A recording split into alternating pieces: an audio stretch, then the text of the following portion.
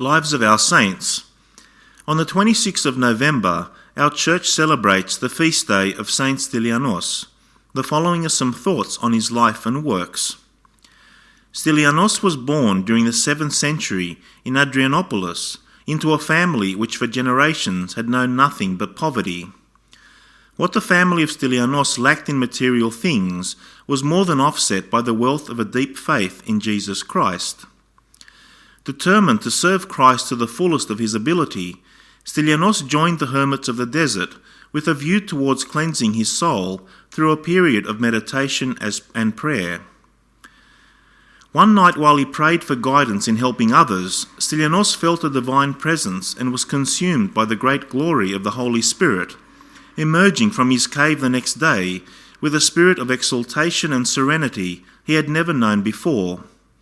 In his customary rounds, where he counselled and comforted, he felt compelled to place his hand on a stricken child, something he had not up to that time dared to do.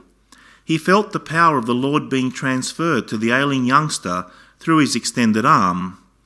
The child immediately recovered, and thenceforth Stylianos was sought after by every suffering soul for miles around, both young and old. His cave became a magnet for the sick and suffering, many of whom received complete cures, not only through the power in this man, but through their faith as well. It was this time that Stylianos concerned himself primarily with children, not just the physically afflicted, but also by those who were in need of spiritual guidance. Families from all walks of life entrusted to Stylianos the enlightenment of their children, and he was forced to seek out larger headquarters and to recruit from the ranks of his hermit friends the assistance needed to tend to so many. Stylianos was inadvertently qualified to become the patron saint of children yet to be born, owing to his miraculous intercession for a young woman who helped him with children but could bear none of her own.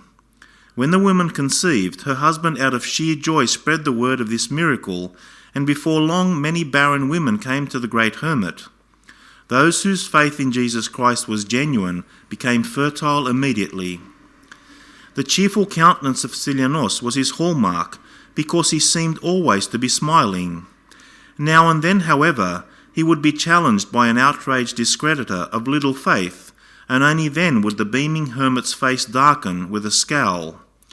He was also approached by greedy mercenaries with all manners of propositions for commercializing his talents and reaping a tidy fortune.